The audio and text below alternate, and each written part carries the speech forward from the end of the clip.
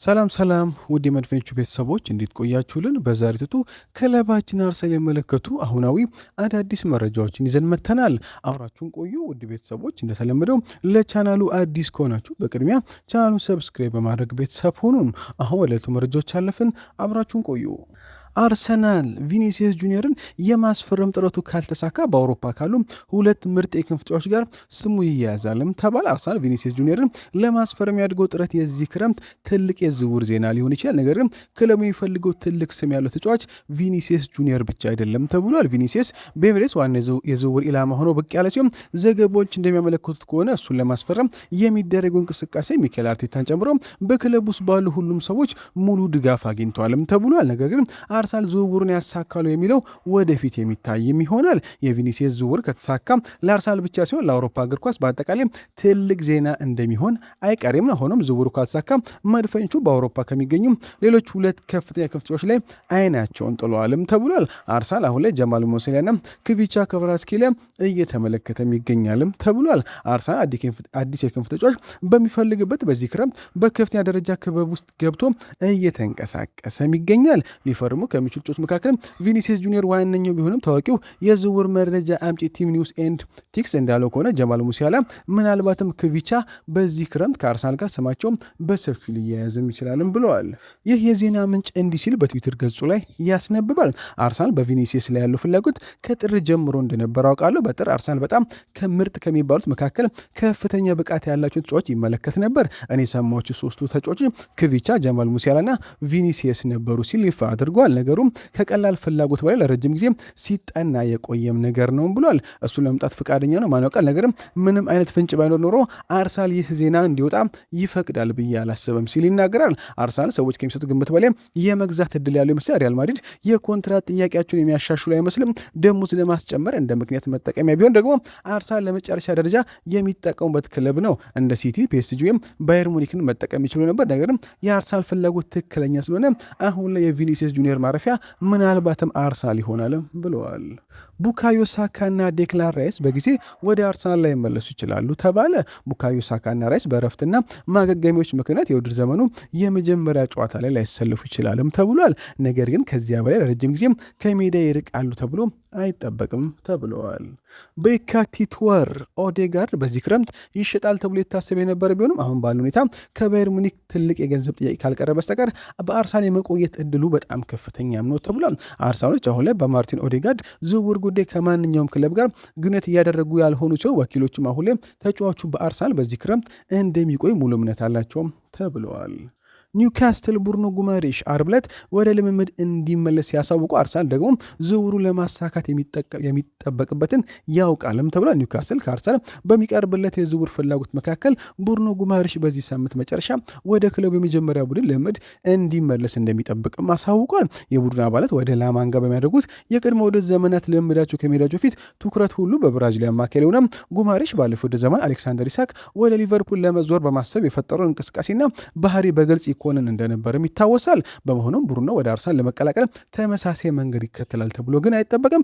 ኢሳክ በቀድሞ ወደ ዝግጅት ወቅት አልሰለጠንም እና አልተጫወተም ማለቱም በክለቡ አመራሮች ዘንድ ትልቅ ቅሬታንም ፈጥሮ እንደነበርም ይታወሳል። ያ ክስተት ኒውካስትል የአውሮፓ ውድድሮች ማለፍ ያልቻለበት አሰልቺ ዓመት እንዲያሳልፍ ምክንያትም እንደሆነም ይታመናል። በመሆኑም ጉማሬሽ በዚህ ክረምት መድፈኞቹን መቀላቀል እንደሚፈልግ ለክለቡ በግልጽ አሳውቋል የተባለ ሲሆን የዝውውር ዋጋን የድርድር ሁኔታ ኒውካስትል የቡድናቸው አዛዥን ለመልቀቅ በአቅራቢያው እስከ 80 ሚሊዮን ፓውንድ የሚጠይቁ ሲሆን ይህ ካልሆነ ምንም አይነት እንቅስቃሴ እንደማይኖርም አሳውቋል። መድፈኞቹ የ70 ሚሊዮን ፓውንድ ጥያቄ አቅርበዋል የሚሉ ዘገባዎች ቢወጡም እስካሁን በሁለቱ ክለቦች መካከል ቀጥተኛ ንግግር ግን አልተደረገም ብለዋል።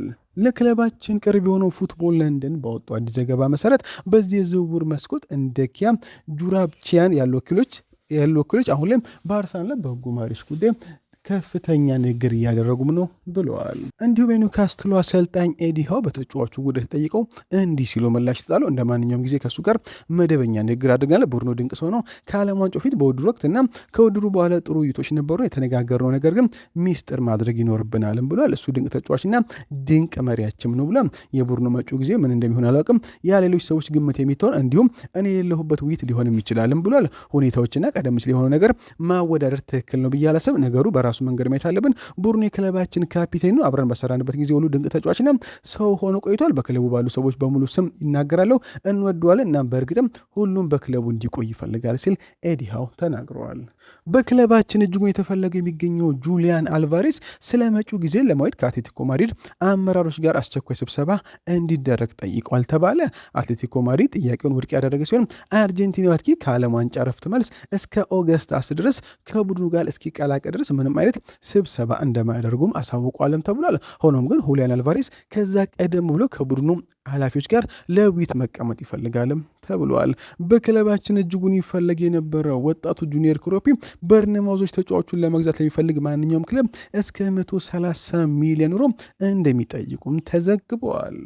አርሰናል የዊሊያም ሳሊባን ጉዳት ተከትሎ አስቀድሞ ተከላካይ ለማስፈረም በገበያው ላይ ነበር። ቢሆንም የዊሊያም ሳሊባ ጉዳት ጉዳዩን የበለጠ አስቸኳይ አድርጎታል።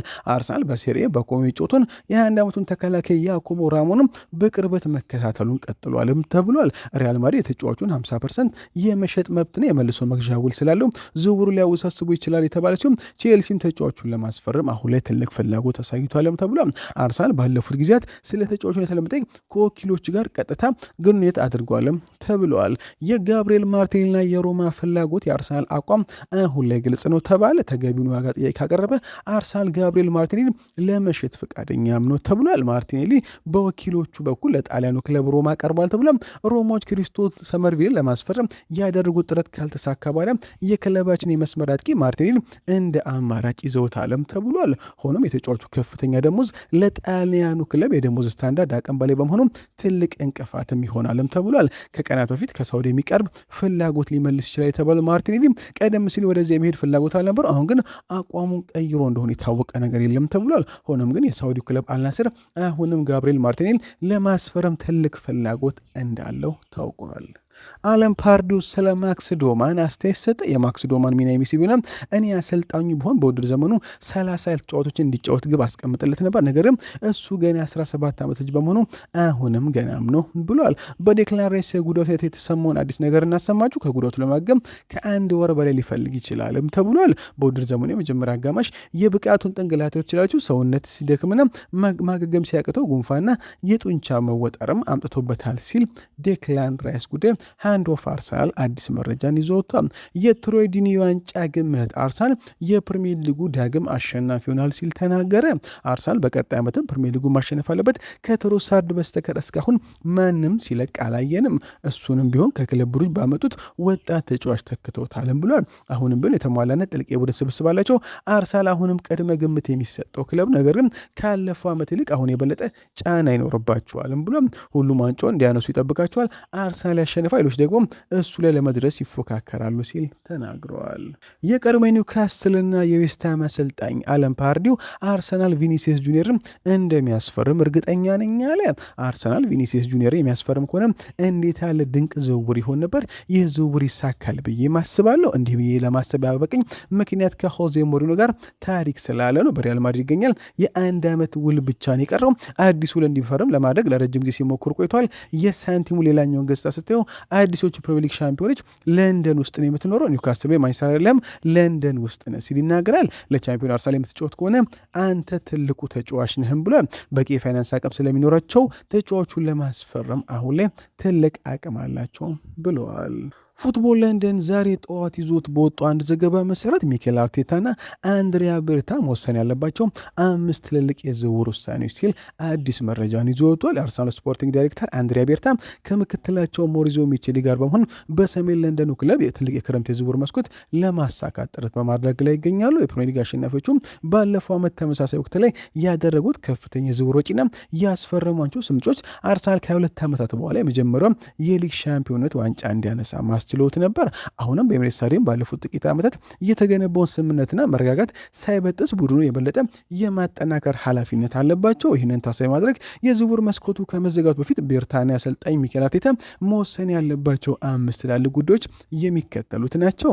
አንደኛው የጋብሪኤል ማርቲኔሊ መጪው ጊዜ ሲሆን ቪኒሲየስ ጁኒየር የሚመጣ ከሆነ በቅርቡ ክሪስቶስ ዞሊስ መፈረሙን ተከትሎ ጋብሪኤል ማርቲኔሊ በዚህ ክረምት ከአርሰናል ሊለቅ እንደሚችል መገመት ይቻላል። አርሰናል በቪኒሲየስ ላይ ያለው ፍላጎት በማድሪድ ካለው ያልተረጋገ ኮንትራት ጋር የተያያዘ ልዩ ዕድል ነው። አርሰናሎች ባለፈው ዓመት ማርቲኔሊ ለመሸጥ ቢሞክሩም ከባድ ተጫራች ማግኘት አልቻሉም ነበር።